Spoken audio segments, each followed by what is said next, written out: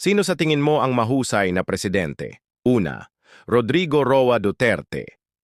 Siya ay isinilang noong Marso 28, 1945 sa Maasin, Southern Leyte. Nag-aral siya ng abogasya at nagtrabaho bilang isang piskal bago pumasok sa politika. Nagsimula ang kanyang karera sa politika sa Davao City, kung saan siya ay nagsilbing alkalde ng maraming termino. Pangalawa, Bongbong Marcos. Siya ay isinilang noong Setyembre 13, 1957. Siya ay anak ng yumaong dating Pangulong Ferdinand Marcos Sr. at Imelda Marcos. Ang pamana ng kanyang pamilya ay isang mahalagang salik sa kanyang karera sa politika. Ikaw, sino ang pipiliin mo? Paki-comment sa baba at huwag kalimutan mag-subscribe.